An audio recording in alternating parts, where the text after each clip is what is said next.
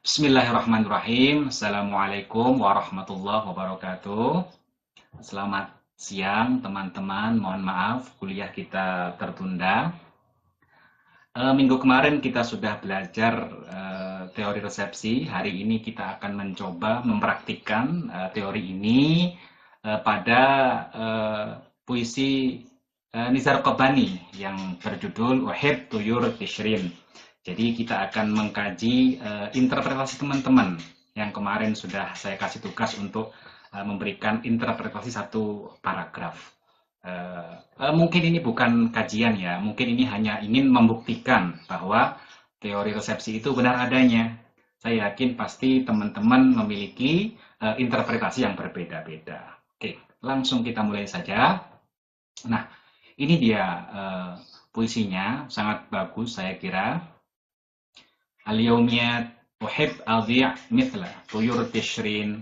Saya ingin tersesat, ingin hilang seperti burung-burung tishrin. Bainal hin wal hin, pada suatu ketika, pada suatu saat. Uridul bahtha an watanin, aku ingin mencari sebuah negeri jadidin yang baru, ghairu maskun, yang belum berpenghuni, begitu ya. Warabbin la yuta riduni, dan aku tidak dikejar-kejar oleh Tuhan, begitu. Wa ardhin la tu'adini, dan negeri ini, tanah ini tidak memusuhiku. Uridu afurra min jildi, aku ingin kabur, aku ingin pergi dari kulitku. Seperti itu ya. Aku ingin pergi dari kulitku. Wa min sauti, aku juga ingin terlepas dari suaraku. Wa min lughati, dan juga dari bahasaku. Wa asyrudu mithla raihatil basatin, dan aku ingin menghirup aroma kebun-kebun. Uridu afurra min dhilli, aku juga ingin terlepas atau pergi dari bayanganku. Wa ahrabu min anawini, dan aku ingin juga pergi, aku ingin kabur dari alamat-alamatku, mungkin ya, dari tempat tinggalku, alamatku. Uridu afurra min syarqil kharafah wa ta'abin. Oke, aku ingin pergi dari mitos-mitos atau kebudayaan timur, seperti itu ya. Minal khulafa, dari para pemimpin, dari para khalifah, wal umara, dan para pemimpin, min kulis salatin, di setiap kesultanan-kesultanan. Uridu uhibbu mithla tuyur tishrin, aku ingin mencintai seperti burung tishrin. Ayah syab masyanik wasakakin, oh timur itu kok banyak sekali tiang gantungan dan pisau-pisau, begitu ya. Wal umara, dan para pemimpin, min kulis salatin, di setiap kesultanan. Ya mungkin dia ingin menggambarkan bahwa negeri timur itu kok identik dengan tiang gantungan, kekerasan, pisau, pedang, seperti itu ya. Urid wahib mitla tuyur tishrin, aku ingin mencintai seperti burung tishrin, dan diulangi sampai akhir ya. Saya kira puisi ini bagus sekali. Oke. Langsung kita ke halaman selanjutnya. Ini kita sedikit menambah teori yang kita pelajari minggu kemarin ya. Jadi menurut Mukarovsky dan Vodika, sastra merupakan ragam realisasi diri seorang subjek terhadap dunia luar. Oke, lewat fungsi kesenian, pembaca melaksanakan diri. Dialah yang menjadi pusat peristiwa semiotik. Oke. Jadi pembaca itu ketika berhadapan dengan sastra, membaca sastra, dia itu melakukan realisasi diri terhadap dunia luar. Oke. Jadi ada pembaca, ada karya yang dibaca, lalu ada dunia luar. Itu saling terhubung membentuk sebuah pemahaman dia, tanggapan dia, pembacaan dia terhadap sastra tadi. Jadi teman-teman mungkin sudah pernah dengar semiotik bahwa bahasa itu terdiri dari penanda dan petanda. Oke, bahasa itu, kata itu adalah penanda. Kata saya itu penanda. Realitanya ya saya, gunung. Kata gunung itu penanda. aslinya, realitanya ya gunung di sana itu kita tidak bisa menghadirkan, makanya kita menghadirkan melalui penanda. Oke, jadi dalam peristiwa semiotik, pembaca itulah yang melaksanakan diri. Oke, dia menjadi pusat semiotik karena pembacalah yang membaca, yang memberi makna, gitu ya, yang menciptakan makna itu pembaca. Jadi pembaca itu adalah berada di pusat peristiwa semiotik. Oke.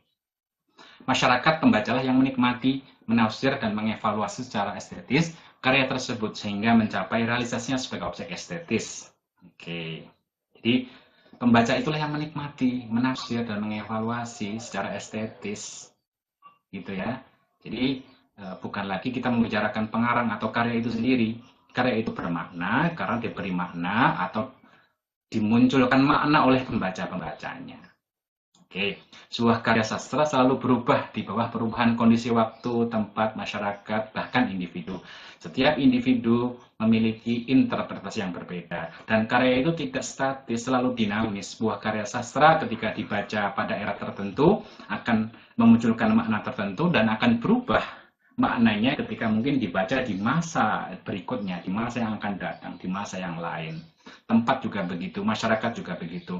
Masyarakat memiliki sebuah norma-norma budaya dan itu pasti akan mempengaruhi pembaca dalam memunculkan makna-makna dari yang dibacanya seperti itu. Artefak. Jadi Mukarovsky dan Vodika kurang lebih membedakan antara artefak dan objek estetis. Jadi sebelum bertemu dengan pembacanya, teks karya itu hanya merupakan artefak. Jadi menarik ya, menarik teori ini, istilah ini. Jadi karya sastra yang Anda beli di toko buku itu sebelum Anda baca itu hanya artefak, hanya teks karya sastra saja, hanya artefak saja. Nah ketika sudah ketemu dengan pembacanya, dibaca oleh pembaca, karya itu menjadi objek estetis, objek yang memiliki nilai-nilai estetis, punya makna, karena dilakukan pembacaan oleh pembaca tadi. Seperti itu. Sebelum dibaca, karya sastra itu artefak. Dan ketika sudah dibaca, memiliki makna oleh pembaca, baru dia menjadi objek estetis. Menurut Vodika, makna sebuah karya sastra tidak diberikan secara objektif, melainkan sebuah konkretisasi terus-menerus oleh pembaca yang susul-menyusul dalam waktu atau berbeda-beda menurut situasinya. Jadi, pemaknaan terhadap sebuah karya sastra sangat tidak objektif, tidak mungkin objektif, tidak objektif, sangat relatif ya. Vodika menyebutnya sebagai konkretisasi terus-menerus. Jadi, ada teks karya punya makna, lalu pembaca punya apa ya, punya intelektual, punya horizon harapan, yang dengan itu hubungan itu merupakan konkretisasi. Jadi makna itu tidak mungkin objektif. Yang ada pembaca itu melakukan konkretisasi terus-menerus, susul-menyusul dalam waktu yang berbeda-beda menurut situasinya. Jadi pembaca itu tidak menangkap makna secara objektif dari teks sastra, tapi pembaca itu melakukan konkretisasi, dikonkretkan. Teks sastra dengan subjektif pembacanya itu adalah proses konkretisasi. Jadi makna itu didapat dari proses konkretisasi oleh pembaca. Terus menerus, susul menyusul. Tiap orang berbeda, tiap waktu berbeda, tiap masa berbeda, tiap lingkungan berbeda. Setiap pembaca punya harapan horizon yang berbeda, punya intelektual yang berbeda, punya norma-norma lingkungan yang berbeda yang mempengaruhi pembacaan atau pemaknaan sebuah karya sastra, dan itu pasti berbeda-beda satu sama lain. Saya kira kita langsung saja, menarik sekali teori ini. Nah ini, jadi saya ulangi lagi ya, kita hanya nggak tahu ini bisa dikatakan kajian apa tidak, saya tidak tahu. Tapi yang penting kita ingin membuktikan bahwa resepsi itu, teori resepsi itu benar, pasti berbeda-beda. Nah, jadi teman-teman bisa lihat ya, ada beberapa pengelompokan interpretasi. Kemarin teman-teman sudah saya kasih tugas untuk menginterpretasikan satu paragraf saja, dan hasilnya seperti ini. Jadi kurang lebih kira-kira ada berapa ini? Ada 11 kategori interpretasi. Oke, teman-teman interpretasinya berbeda-beda, bermacam-macam. Cuman jika saya kelompokkan itu ada 11 model ataupun macam interpretasi yang dilakukan teman-teman. Oke, mahasiswa BSA kelas 5A dan 5B. Oke. Oke. Dilema dan ingin pergi dari negaranya yang penuh konflik, menindas dan peraturan serta budaya timur yang mengekang. Nah, ini ada yang menginterpretasi seperti ini. Jadi puisi itu berisi tentang dilema, ingin pergi dari negara yang sangat menindas, sangat otoriter, budaya-budaya timur yang mengekang. Itu ada kira-kira ada 19 mahasiswa, 19 dari teman-teman yang interpretasinya kurang lebih seperti ini. Oke, lalu ada juga 18 mahasiswa, teman-teman, yang menginterpretasikan sebagai ingin mendapatkan kebebasan dari hiruk pikuk dunia yang mencintai tanpa rasa sakit. Ya, seperti itu. Ada teman-teman yang seperti itu. Oke. Jadi memang kalau kita membaca puisi tadi memang ya ingin terbebas, kayaknya galau gitu kan, kayaknya terkekang gitu, ingin bebas, ingin terbang seperti burung tishrin. Jadi kan simbol kebebasan, burung kan biasanya menjadi simbol kebebasan. Dan teman-teman ada yang memaknai seperti ini, tanpa detail apa yang membuat dia ingin terbebas. Kalau yang pertama, yang 19 orang, ya teman-teman menangkapnya sepertinya ada masalah di negara. Kan tadi juga banyak kata umara, khalifah, tadi kan ada biladi gitu kan. Jadi memang teman-teman ada yang interpretasinya ada kekangan, ada tekanan dari negara, regulasi ataupun adat istiadat budaya yang di negara itu yang sangat tidak humanis, sangat mengekang, sangat menindas dan sebagainya. Oke, ada juga 9 dari teman-teman yang menginterpretasikan ingin mendapatkan tempat dan suasana baru. Jelas sekali ya, tadi banyak sekali kalimat-kalimat yang ingin pergi ke tempat yang baru, ingin mendapatkan negara yang baru gitu kan, ingin mendapatkan ketenangan hidup. Ada teman-teman yang seperti itu interpretasinya. Ada juga yang ingin bebas dari pantauan atau peraturan Tuhan. Nah, ini menarik. Oke, jadi kan tadi ada kata-kata di mana Nizar Qobani tidak ingin dikejar oleh Tuhan gitu kan. Jadi menarik, ada beberapa teman yang menginterpretasikan bahwa Nizar Qobani ini mungkin capek dengan peraturan ataupun dogma-dogma agama, peraturan Tuhan yang ternyata dia rasakan mengekang begitu. Jadi dia ingin terbebas dari peraturan-peraturan agama, peraturan-peraturan Tuhan yang dia melihatnya sangat mengekang. Oke. Jadi saya sangat mengapresiasi, sangat menarik sekali ada yang memaknai bahwa Nizar Qobani ini ingin pergi dari Tuhannya, bosan dengan Tuhannya karena mungkin peraturan atau norma-norma agamanya terlalu mengekang. Oke. Ada juga yang memaknai sebagai menginginkan budaya di mana manusia bebas mencintai siapa saja. Oke. Jadi ada kata-kata uhib mit tuyur tishrin gitu kan. Aku ingin mencintai seperti burung tishrin. Burung tishrin kan kalau mencintai kan bebas sekali, terserah dia ingin mencintai siapa. Tidak perlu ada adat istiadat yang mengekang, peraturan atau norma-norma. Ya mungkin di sana ketika itu menikah atau mencintai itu tidak bebas, kita tidak boleh mencintai orang tertentu, strata tertentu atau apa gitu. Mungkin seperti itu. Akhirnya kita tidak bebas mencintai seperti itu. Nizar Qobani juga tertekan dengan budaya seperti itu. Oke. Ingin terbebas dari dirinya sendiri. Ini juga menarik. Oke. Tadi kan Nizar juga berkata, aku ingin pergi. Urid afur min jildi, min sauti, min lugati. Itu kan dia ingin terbebas dari dirinya sendiri. Saya juga apresiatif dengan teman-teman yang memaknai seperti ini. Dia ingin terbebas dari dirinya. Jadi ketika seorang manusia itu berada dalam sebuah fisik, lalu menjadi bagian dari sebuah kehidupan sosial, tentu diri itu, fisik itu ya harus ikut dengan norma-norma peraturan, regulasi sosial yang mungkin dianggapnya mengekang. Makanya dia ingin pergi dari dirinya, aku ingin pergi dari fisikku, dari individuku yang merupakan bagian dari sosial kemasyarakatan yang ya aku menderita menjadi bagian dari individu dari sebuah lingkungan ataupun sistem tertentu, masyarakat tertentu seperti itu. Menarik. Jadi ingin pergi dari dirinya sendiri. Oke. Ada satu orang yang mengatakan tidak ingin terikat dengan keduniaan, harta tahta. Ada yang mengatakan bahwa Nizar Qobani ini bukan maaf makna dari teks ini adalah ingin Tuhan sajalah, nggak perlu harta dunia. Lalu juga ada teman satu orang yang memaknai perasaan tersesat dan sendiri dan bumi mengabaikannya. Oke. Ya masuk akal. Dia merasa hilang, tersesat, dan bumi mengabaikannya. Gitu. Dia terisolir, termarginalkan dari bumi, dan dia merasa bingung. Gitu. Ada juga satu teman yang memaknai sebagai perasaan pedih kehilangan istri yang dicintai. Oke. Ada juga yang memaknai ingin mendapatkan ketenangan dan kebebasan hidup bersama alam dan Tuhan.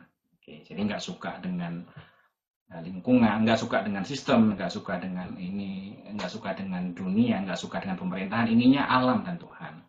Ada juga satu teman kita yang memaknai sebagai ingin bunuh diri. Jadi puisi tadi adalah kegalauan yang kayaknya dia ingin bunuh diri. Itu bagus sekali. Oke. Nah ini, oke. Jadi ini perwakilan ya. Jadi masing-masing kategori saya saya tampilkan perwakilan dari teman-teman yang interpretasinya sama gitu ya. Jadi ingin pergi dari negaranya. Sang penyair, ini kata Ahmad Faisal Yusuf, sang penyair ingin mengutarakan kepada pendengar bahwa ia sangat mengkritik bahkan membenci negaranya. Menurut wawasan yang terkait latar belakang penyair, bahwa negaranya masih kental dengan budaya mitos timur dalam artian seperti membatasi kebebasan perempuan, budaya patriarki, kezaliman penguasa, dan lain sebagainya. Oke, saking kentalnya. Jadi Ahmad Faisal Yusuf ini menangkap bahwa teks tadi merupakan kegalauan bahwa anak Nizar Qobani ini ya sangat muak dengan negaranya, sangat muak dengan negaranya, karena ya sangat kental dengan budaya Timur mungkin ketika itu di Suriah yaitu ya sangat sangat mengekang, sangat tidak manusiawi, sangat tidak humanis gitu kan. Oke, jadi tadi banyak sekali kata-kata ya aku ingin mendapatkan negara baru. Itu yang mungkin karena ketika itu dari sejarahnya Suriah pada masa itu juga sangat ya mungkin masih belum aman, belum stabil gitu kan. Akhirnya Ahmad Faisal memaknai Nizar Qobani ini ingin pergi dari negerinya karena negerinya sangat buruk budayanya. Oke, ada patriarki, oke, perempuan-perempuan sangat tersubordinasi, kezaliman penguasa. Oke.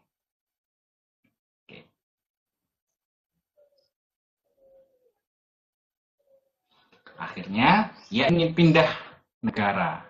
Oke.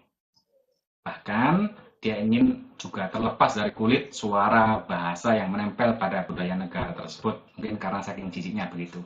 Oke.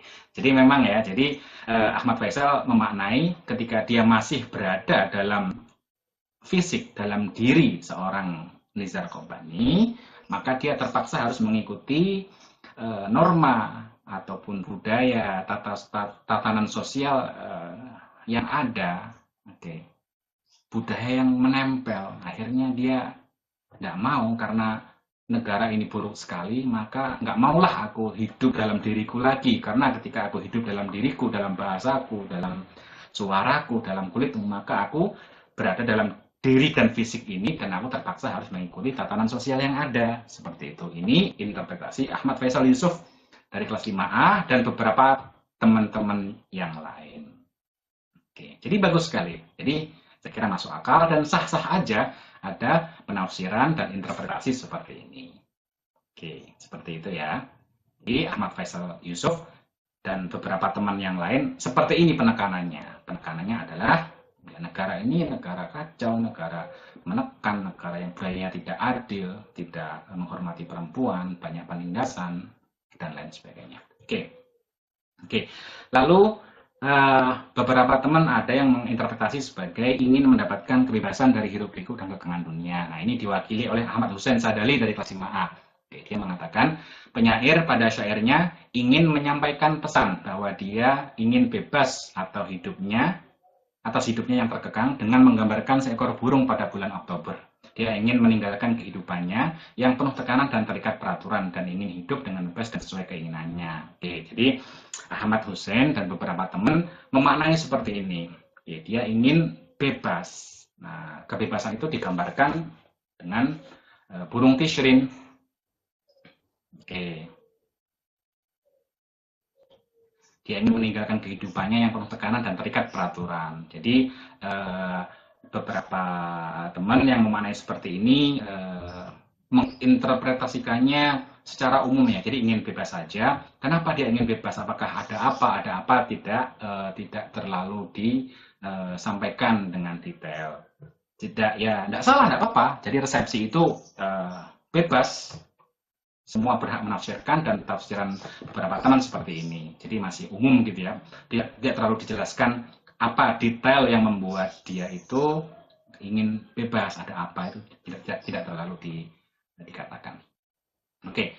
Lalu beberapa teman yang menafsirkan ingin mendapatkan tempat dan suasana baru yang lebih nyaman atau ketengah hidup diwakili oleh Ashifa Humairota dari kelas 5B. Jadi puisi itu bercerita tentang seseorang yang mana ia ingin menghilang bagaikan burung yang terbang dan dia ingin mencari tempat yang baru yang tidak ada seorang pun yang mengetahuinya.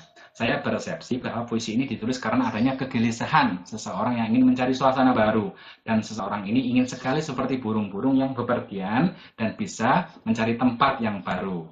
Oke, sekian Pak, terima kasih. Oke, sama-sama. Mohon maaf apabila banyak kesalahan dalam persepsi. Iya, saya maafkan, tidak apa-apa. Bagus sekali. Wassalamualaikum, waalaikumsalam. Oke, jadi seperti itu ya.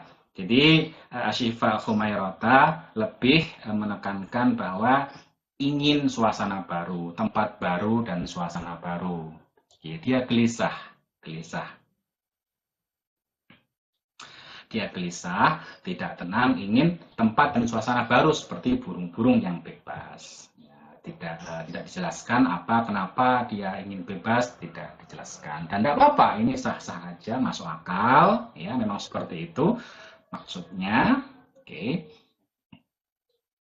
Ini dari Ashifa dan beberapa teman yang lain. Oke. Lalu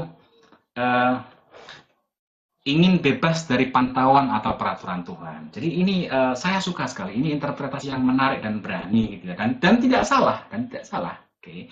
Jadi ada beberapa teman yang hal ini diwakili oleh Hikam bahwa puisi ini berisi tentang kegelisahan seseorang karena ingin bebas dari pantauan atau jangkauan Tuhan atau peraturan Tuhan seperti itu ya. Mungkin dia menganggap Tuhan itu terlalu banyak peraturan-peraturan yang sangat mengekang. Dia anggap sangat mengekang gitu kan. Kok seperti ini, gitu ya. Ya saya kira Tuhan selalu benar, cuman mungkin doktrin-doktrin Tuhan itu diterjemahkan oleh penguasa untuk membenarkan ego, untuk melegitimasi kesewenang-wenangannya, mungkin seperti itu ya. Hikam Zainul Hilmi mengatakan, dalam kehidupan sehari-hari, terkadang kita tersesat dengan apa yang kita putuskan. Oke. Sesekali selalu ingin mencari ketenangan, ingin mencari kenyamanan, dan ingin bebas dari pantauan Tuhan. Akan tetapi, itu sangatlah mustahil karena kita dengan Tuhan sudah menjadi satu kesatuan yang tidak dapat dipisahkan, seperti halnya kulit, tulang, dan suara yang tak dapat dipisahkan dengan tubuh kita. Ketika mencintai seseorang, haruslah dengan tulus mencintainya, jangan sampai kita menyakiti hatinya. Amin. Oke, jadi begitu ya.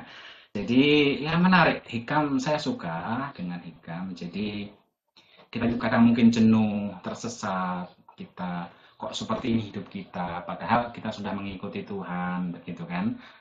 Jadi puisi ini menurut Hikam dan beberapa teman kegalauan.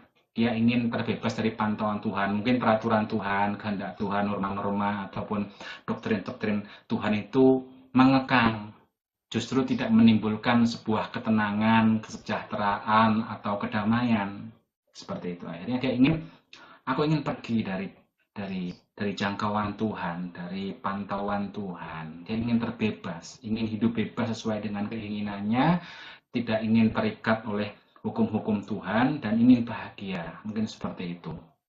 Cuma dia mengatakan mustahil karena Tuhan jadi with afur min jildi min luwati, oke, itu diartikan Hikam sebagai metafora bahwa kita dengan Tuhan itu sudah menyatu seperti kulit, tulang, dan suara.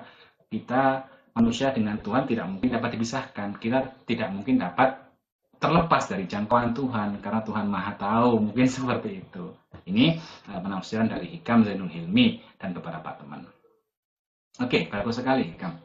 Oke, lalu ada juga beberapa teman yang menafsirkan bahwa puisi ini interpretasinya adalah menginginkan budaya di mana manusia bebas mencintai siapa saja. Jadi penulis menginginkan mendambakan sebuah budaya di mana manusia bebas mencintai siapa saja. Oke.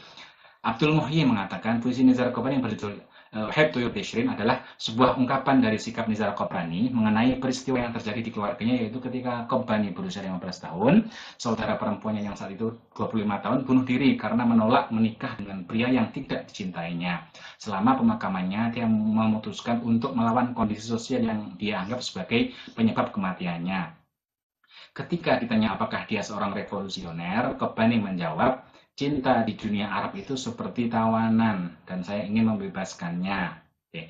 Saya ingin membebaskan jiwa, akal, dan tubuh Arab dengan puisi saya. Hubungan antara pria dan wanita dalam masyarakat kita tidak sehat. Oke.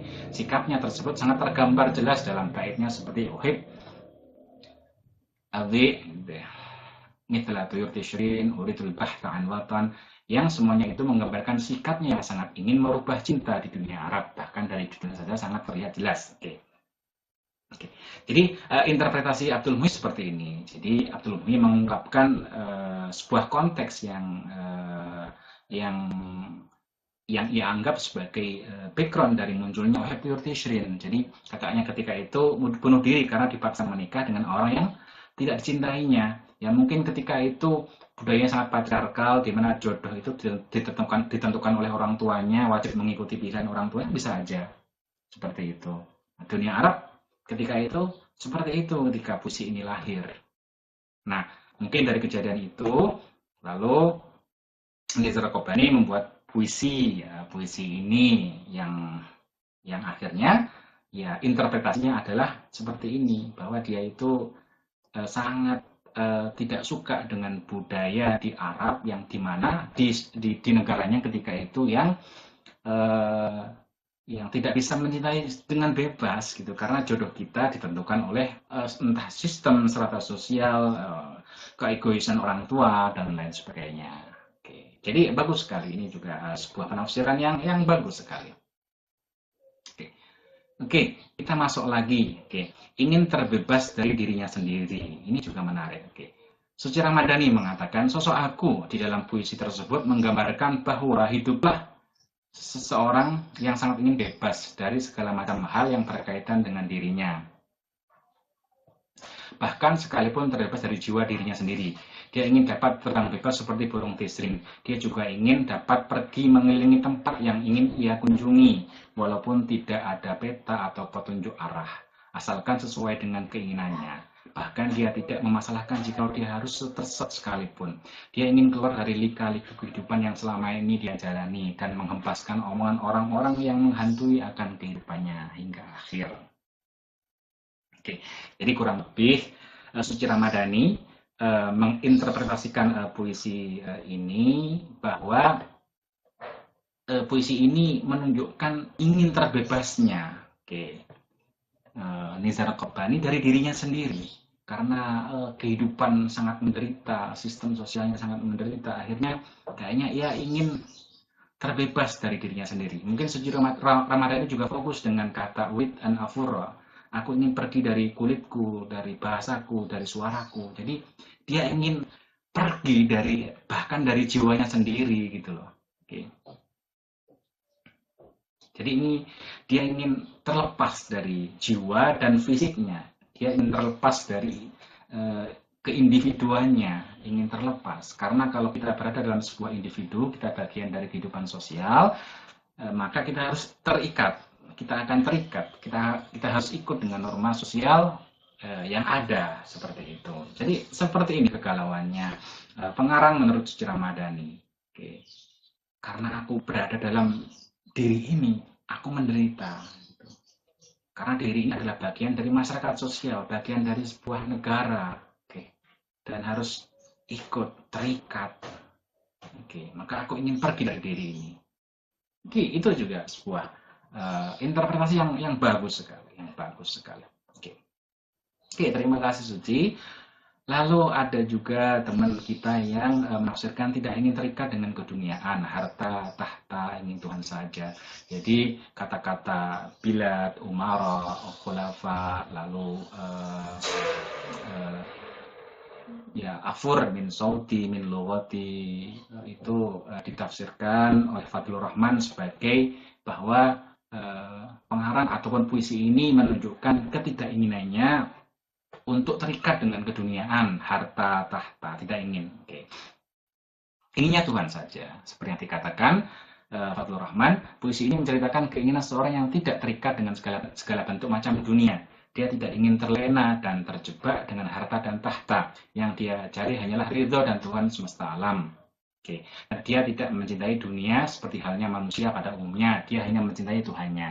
Jadi mungkin Fadlur Rahman melihat ada dua bagian yang berbeda.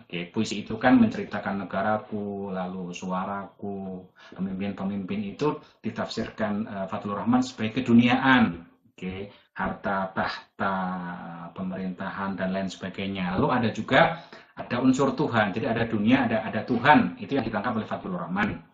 Yang Tuhannya yang tadi, yang aku ingin Tuhan tidak mengejarku, itu ditafsirkan oleh Fadlur Rahman sebagai unsur Tuhan dalam puisi itu. Jadi ada unsur duniawi, ada unsur Tuhan. Nah, lalu Fadlur Rahman Rafi menafsirkan seperti itu. Jadi puisi itu menunjukkan tidak ingin terikat dengan keduniaan, tapi Tuhan saja.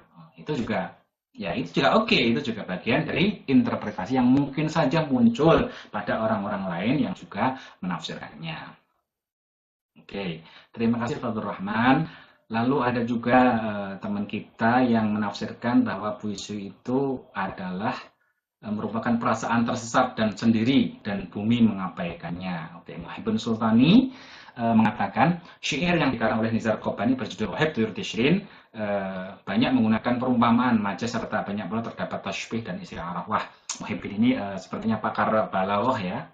Pada syair ini penulis mengibaratkan dirinya sebagai burung tashrin atau tishrin yang tersesat. Selain tersesat, ia merasa bahwa dirinya sendirian di dunia ini, seakan-akan Tuhan dan bumi mengabaikannya. Ia berkelana seorang diri mencari jati diri dan ingin menemukan suatu jawaban atas semua hal yang ingin ia ketahui. Dan dia terus berjalan bertemu dengan penguasa-penguasa.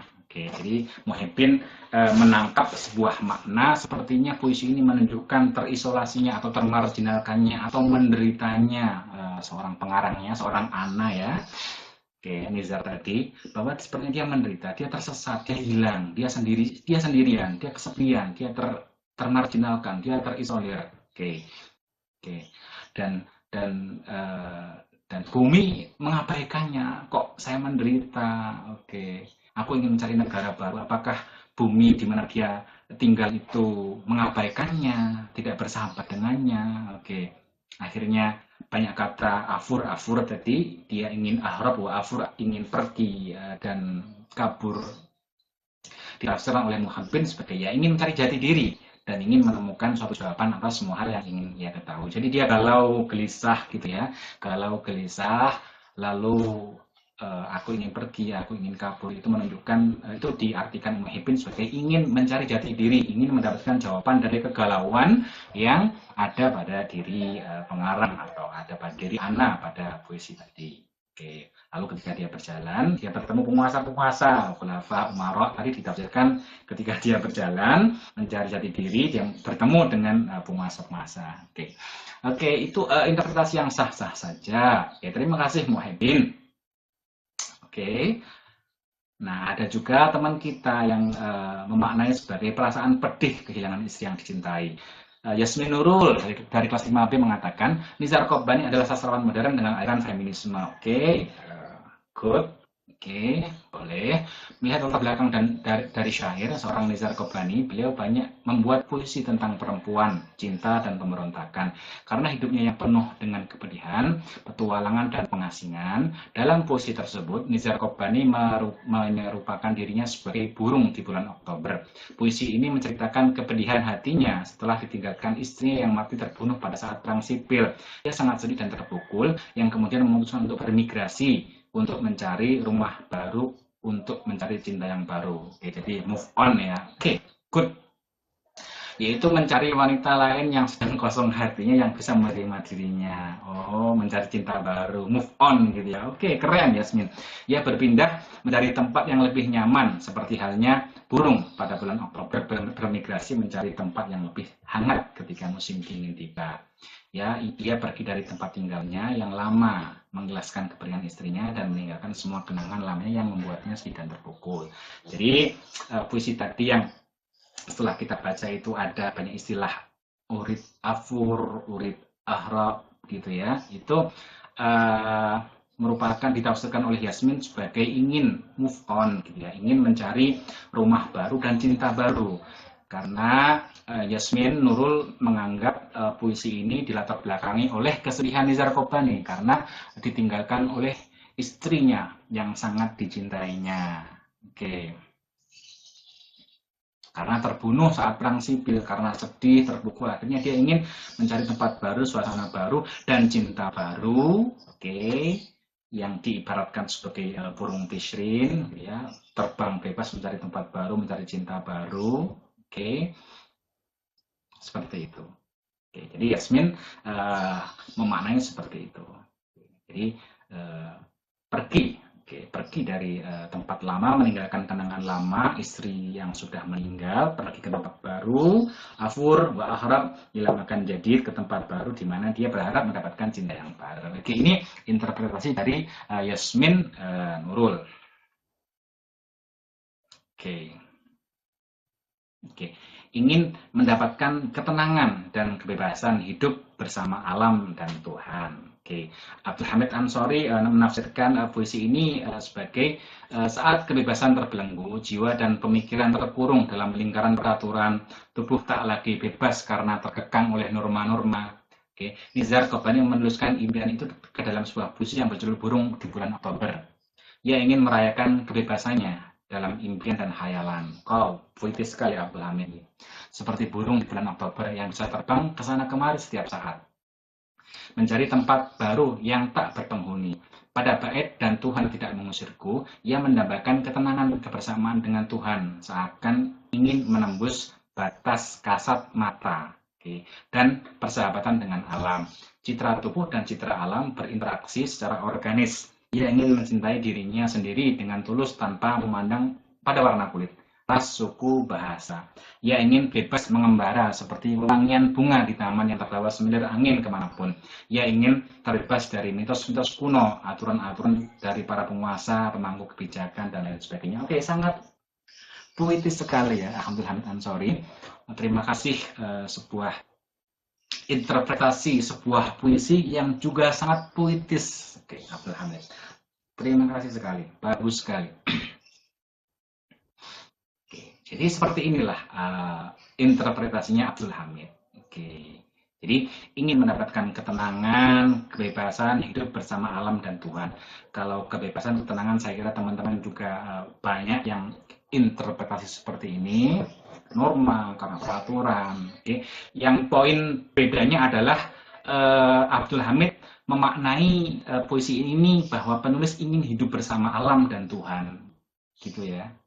Jadi Washrud mithla raihal basatin tadi dimaknai Abdul Hamid bahwa penulis ini ingin hidup tenang bersama alam, ingin jauh dari kehidupan modern, dari perang, dari kehidupan sosial, gesekan sosial, dan kembali kepada alam, ingin hidup bersama alam. Lalu juga kebersamaan dengan Tuhan, ingin bersama dengan alam dan Tuhan saja, tidak kehidupan sosial maupun dengan perang, gesekan, konflik dan lain sebagainya, peraturan-peraturan pemerintah yang sangat menindas dan lain sebagainya. Seperti itu poin bedanya dari penafsiran Abdul Hamid, dan ini sangat bagus sekali. Oke. Jadi berbeda ya, jika tadi ada beberapa teman yang menafsirkan ingin terlepas dari jangkauan Tuhan, kalau Hamid berbeda. Jadi bahwa aku ingin Tuhan tidak mengejarku, justru Abdul Hamid mengatakan dia ingin bersama dengan Tuhan. Oke, jadi saya kira penafsiran ini juga sangat terkait dengan intelektual kita, dengan psikologi kita, dengan pemikiran kita, mungkin gitu ya. Jadi mungkin tadi teman-teman ada yang menafsirkan bahwa ingin terlepas dari jangkauan Tuhan, itu mungkin teman-teman yang menafsirkan seperti itu mungkin juga sudah bosan dengan agamanya gitu ya, sudah malas sholat atau malas ngaji, kok peraturan agama seperti ini mengekang. Mungkin teman-teman tadi seperti itu, mungkin seperti itu kediriannya akhirnya mempengaruhi penafsirannya, yaitu ingin terlepas dari jangkauan Tuhan, mungkin seperti itu. Meskipun tidak salah juga, mungkin juga Nizar Qobani seperti itu berpikirnya seperti itu, karena ya banyak dogma Tuhan yang ditafsirkan seenaknya oleh pemerintah untuk melegitimasi kesewenangannya, perilakunya, perbuatannya, seperti itu. Nah, kalau Abdul Hamid mungkin dia seorang yang sangat religius, dekat dengan Tuhan, akhirnya hal itu mempengaruhi penafsiran dia bahwa justru Nizar Qobani ingin hidup bersama Tuhan, mendapatkan ketenangan, kebersamaan dengan Tuhan. Oke. Ia ingin mencintai dirinya sendiri dengan tulus tanpa memandang warna kulit, ras, suku, dan bahasa. Oke. Yang lain kira-kira sama dengan poin-poin teman yang lain. Oke. Terima kasih Abdul Hamid, penafsiran yang bagus sekali. Oke. Dan yang terakhir ini ada Miftahul Jannah, menafsirkan puisi ini berisi keinginan untuk bunuh diri, perasaan ingin bunuh diri. Ini juga penafsiran yang menarik. Oke, pada puisi Uhib Tuyur Tishrin karya Nizar Qobani, penyair menggambarkan tentang dirinya yang suka dengan burung tisrin. Ia ingin sesekali menjadi burung tisrin yang keluar terbang bebas tanpa ada yang menghalanginya, tanpa ada yang mengejarnya, tanpa ada yang memusuhinya. Ia ingin keluar dari tempatnya untuk mencari tempat yang baru dan tidak berpenghuni. Sampai-sampai ia mengatakan bahwa ia ingin melepaskan diri dari kulitnya, melepaskan diri bayangannya. Itu menyatakan bahwa ia benar-benar ingin bebas, ia ingin menyelamatkan dirinya dari dunia yang penuh pendustaan, cacian, dan makian. Karena ingin menyelamatkan dirinya dari pendustaan tersebut, maka hal yang ia lakukan adalah bunuh diri. Di dalam puisi tersebut juga disebutkan cepikan, tiang gantungan, dan pisau. Itu artinya karena ia tidak mencapai keinginannya, kebebasannya, akhirnya bunuh dirilah yang ia pilih. Ini sama halnya ia lari dari kenyataan, putus asa hingga bunuh diri. Oke, penafsiran yang bagus. Jadi Miftahul Jannah meresepsi puisi ini adalah keinginan atau hasrat bunuh diri, seperti itu. Oke, karena ya mungkin karena tadi kan banyak kata-kata ingin keluar dari suaraku, ingin keluar dari bahasaku, keluar dari kulitku, ditafsirkan oleh Miftahul Jannah ingin bunuh diri karena dia tidak mendapatkan kebebasan. Oke, lalu Al-Masyarik Wasakakin yang banyak berulang-ulang dalam puisi tadi ditafsirkan sebagai tiang gantungan, pisau, yang diartikan dia tidak mendapatkan keinginannya, dia terkekang, akhirnya bunuh diri. Jadi merasa tidak punya kebebasan, oke, dia juga tidak mendapatkan keinginannya, oke, dengan kata tiang gantungan dan pisau tadi. Makanya bunuh diri. Oke, ini penafsiran dari Miftahul Jannah dari kelas 5B. Apa? Ini sebuah penafsiran yang ya saya kira semuanya masuk akal, gitu ya. Jadi dalam resepsi itu tidak ada penafsiran yang salah atau benar, tidak ada. Semua resepsi, semua penafsiran, semua makna yang ditangkap oleh pembaca itu adalah sah. Oke. Karena pada resepsi tidak ada penafsiran yang salah atau benar, semuanya itu adalah benar. Semua benar menurut versinya, menurut subjektifnya. Oke. Ya karena dalam teori resepsi bahwa dimungkinkan sebuah karya sastra memiliki makna yang berbeda-beda. Pembaca memiliki konkretisasi yang berbeda-beda, oke, pada setiap karya yang dibacanya, seperti itu. Dan apa? Dan perbedaan penafsiran teman-teman ini sangat membuktikan itu, bahwa teori resepsi benar adanya. Ternyata benar bahwa interpretasi teman-teman berbeda-beda satu sama yang lainnya dengan seperti ini, dengan kategori-kategori tadi. Oke. Jadi penafsiran ini muncul ya karena